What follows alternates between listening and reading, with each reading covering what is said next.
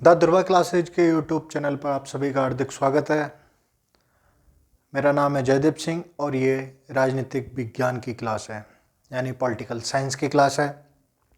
आज का हमारा टॉपिक रहेगा नागरिकता से संबंधित और हम बात करेंगे अनुच्छेद 10 की बात करेंगे सबसे पहले, और उसके बाद हम 11 को भी आज पढ़ेंगे। बात करते हैं अनुच्छेद 10 और 11 की, तो क्या क्या इसमें लिखा हुआ है मूल संविधान में, हम उस पर चर्चा करेंगे। बात करते हैं बेसिकली तो 10 और 11 के बारे में ज़्यादा चर्चा संविधान में नहीं की गई है, ठीक है। तो सबसे पहले हम देखेंगे कि नागरिकता जो है वो संविधान में कुल कितने भाग हैं, 22 भाग हैं। तो नागरिकता जो देखने को मिलती है संविधान के भाग 2 में है साहब। नागरिकता का जिक्र संविधान के भाग 2 में साहब। संविधान के भाग 2 में क्या देखने को मिलता है, नागरिकता यानी सिटीजनशिप का उल्लेख है।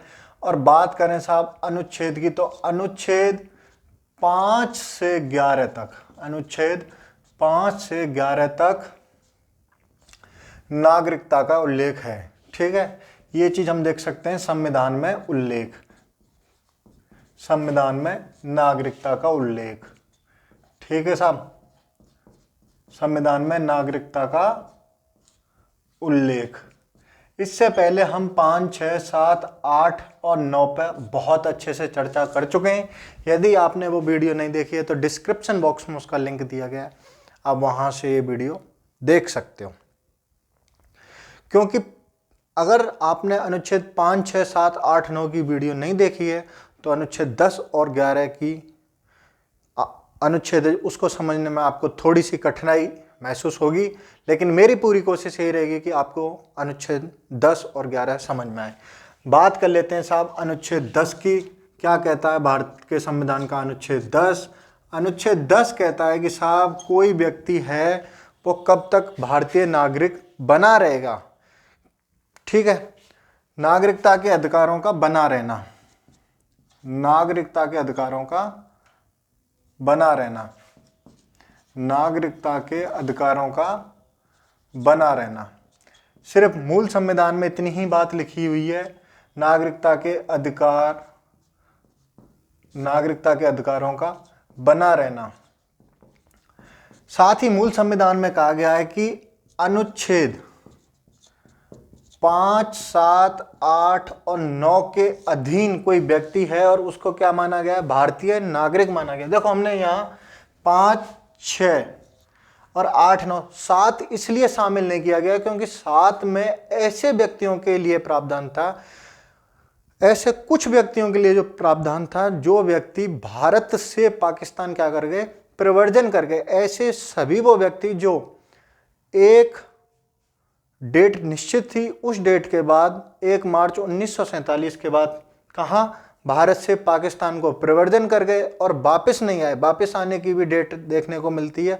अगर कोई व्यक्ति भारत से पाकिस्तान प्रव्रजन कर गया अनुच्छेद 7 के अनुसार और वो लौट के आ गया है, डेट थी 19 जुलाई 1948, उस डेट तक वापस आ गया है, या 26 जनवरी 1950 तक आ गया है, या तो उसके लिए क्या था साहब, अनुच्छेद 6 का क्लॉज बी के तहत उसे नागरिकता प्रदान की गई थी।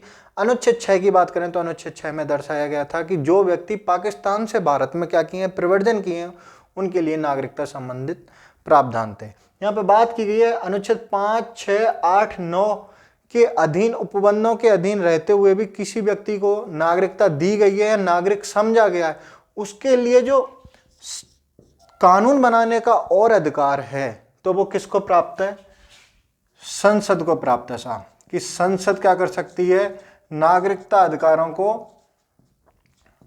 नागरिकता अधिकारों को, नागरिकता संबंधी अधिकारों पर साहब क्या कर सकती है, नियम बना सकती है। नागरिकता संबंधी अधिकारों पर नियम बनाने का जो अधिकार है वो किसको दे दिया, संसद को। नागरिकता संबंधी अधिकार, नियम बनाने का अधिकार साहब, नियम बनाने का अधिकार दिया है साहब, ठीक है। अब स्पष्ट तौर पर यही है कि नागरिकता के अधिकारों का बना रहना, तो साहब कोई व्यक्ति कब तक नागरिक बना रहेगा, नागरिक कब तक बना रहेगा, कब तक बना रहेगा। इसके संबंध में जो प्रावधान तय करेगा वो कौन तय करेगा, संसद तय करेगी। कैसे करेगी, नियम बना के। नागरिकता संबंधी नियम बनाने का अधिकार किसको प्राप्त है, संसद को प्राप्त है। ठीक है, तो कोई व्यक्ति कब तक नागरिक बना रहेगा उसके लिए क्या है, नागरिकता संबंधी नियम बनाने का अधिकार संसद को दिया गया है। और स्पष्ट लिखा है अनुच्छेद, मूल संविधान में तो यही लिखा हुआ है कि पिछले अनुच्छेदों के या पिछले उपबंधों के अधीन रहते हुए किसी व्यक्ति को यदि नागरिक माना जाता है या नागरिक समझा जाता है तो संसद उसे क्या कर सकती है, कंट्रोल कर सकती है नागरिकता संबंधी नियमों को। तो ये था हमारा अनुच्छेद 10 से संबंधित चीजें थी। नागरिक कब तक बना रहेगा, इस चीजों को आगे चलते हुए संसद ने, ठीक है, कुछ नियम बनाए भी हैं। और कौन कौन से नियम बनाए, क्या नियम बनाए, उस पर चर्चा करने से पहले मैं आपको यहीं से जोड़ देता हूं अनुच्छेद 11, क्योंकि अनुच्छेद 10 और 11 एकदम पैरेलल में चलते हैं। क्या क्या दे रखा है वो बताता हूं। संसद के द्वारा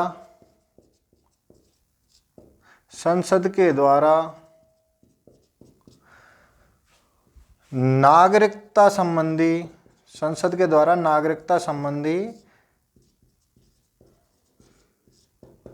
नियमों संबंधी कानून बनाने की जो शक्ति है, संबंधी कानून बनाने की शक्ति है, पिछले उपबंधों के अधीन रहते हुए क्या नहीं की जाएगी, कम नहीं की जाएगी। पिछले यानी 5, 6, 7, 8, 9 और 10 के अधीन रहते हुए क्या नहीं की जाएगी, कम नहीं की जाएगी, वे कम नहीं की जाएगी।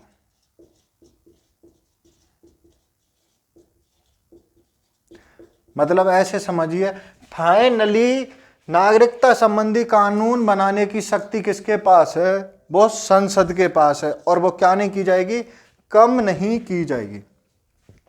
हमारे मूल संविधान में नागरिकता को लेके कि कौन व्यक्ति की नागरिकता कब तक बनी रहेगी, इसके बारे में ज़्यादा टिप्पणी या ज़्यादा चर्चा नहीं की गई है। तो सब नागरिकता के बारे में जितने भी कानून बनाने के अधिकार है ना, सबके सब किसको दे दिए, संसद को दे दिए। अब संसद तय करेगी कि कौन व्यक्ति कब तक नागरिक बना रहेगा और कौन व्यक्ति नागरिक नहीं बना रहेगा, कौन व्यक्ति कैसे नागरिकता अर्जन करेगा और कौन व्यक्ति कैसे नागरिकता का त्याग करेगा। इसी संबंध में आगे बढ़ते हुए सबसे पहले जो आया था वो आया था नागरिकता अधिनियम 1955, भारतीय नागरिकता अधिनियम 1955 हमें इस संदर्भ में देखने को मिला था। नागरिकता अधिनियम 1955, नागरिकता अधिनियम 1955 देखने को मिला था। इस पे साहब 2 कैटेगरी बांट दी गई थी कि अगर कोई व्यक्ति नागरिकता का क्या करना चाहे, अर्जन करना चाहे, नागरिकता का अर्जन, और कोई व्यक्ति मान के चलो नागरिकता का त्याग करना चाहे या नागरिकता का त्याग।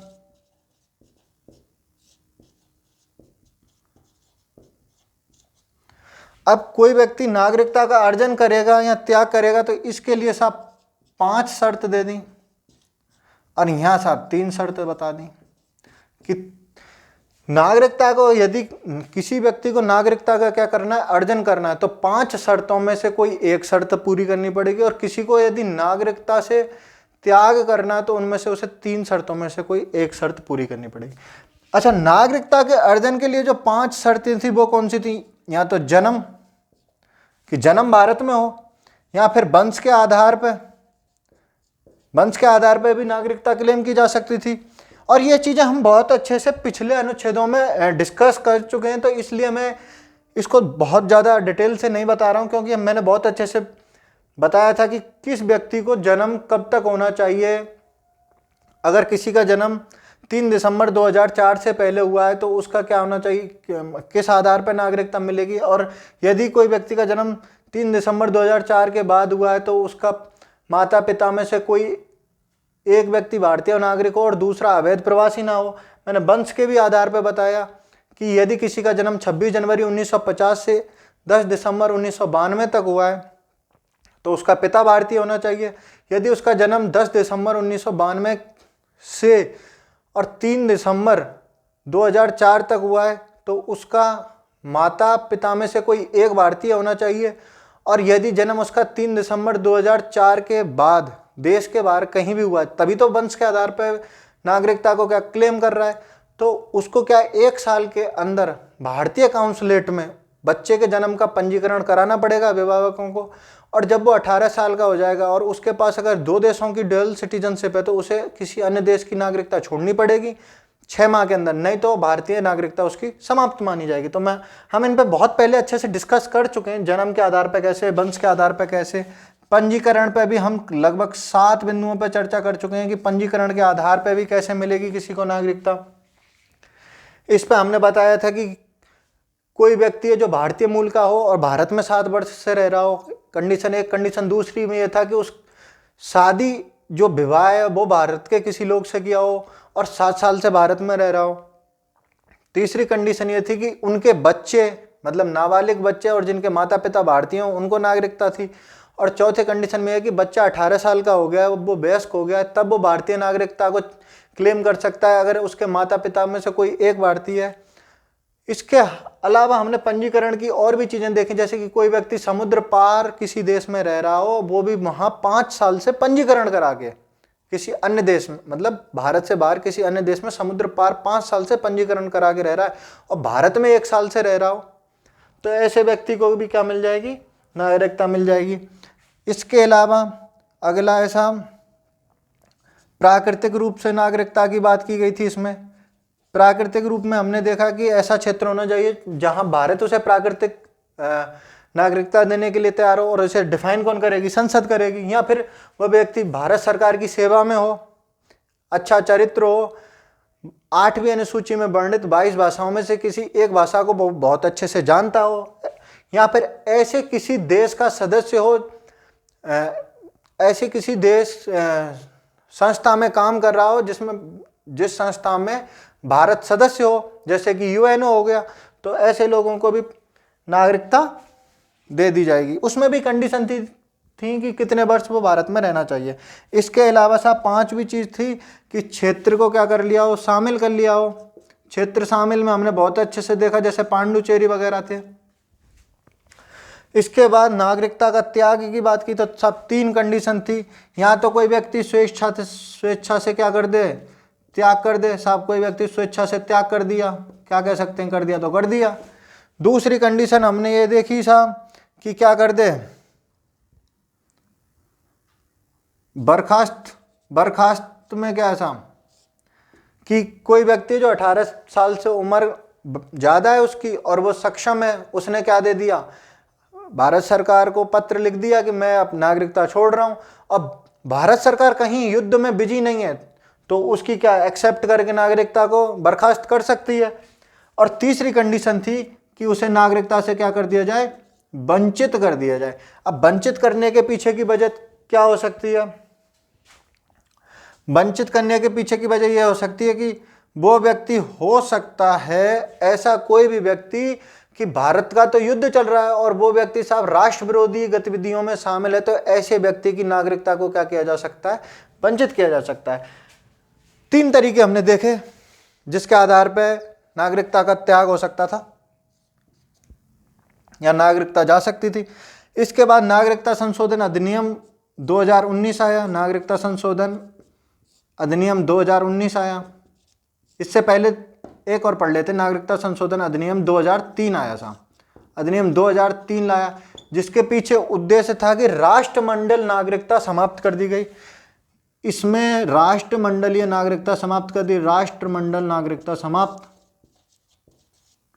नागरिकता समाप्त। और हम बहुत अच्छे से इस पर भी चर्चा कर चुके हैं कि राष्ट्रमंडल नागरिकता क्या होती है, क्योंकि भारत क्या है, पहले एक कॉलोनी था ब्रिटेन की, तो इसके आधार पर राष्ट्रमंडल में जो देश शामिल थे उनको भी नागरिकता दी गई थी, जिसमें बांग्लादेश और पाकिस्तान छोड़ के। तो इसमें राष्ट्रमंडल नागरिकता क्या कर दी साहब, समाप्त कर दी। इसके बाद नागरिकता संशोधन अधिनियम 2019 भी आया, ठीक है। तो ये था अनुच्छेद 10 और अनुच्छेद 11 के बारे में एकदम बढ़िया विस्तार से चर्चा। यदि आपको वीडियो पसंद आई हो तो इसे आप लाइक करो, शेयर करो, सब्सक्राइब करो और अपने दोस्तों को ज़्यादा से ज़्यादा द दुर्वा क्लासेज यूट्यूब चैनल से जोड़ो। आज के लिए बस इतना ही। जय हिंद, जय भारत।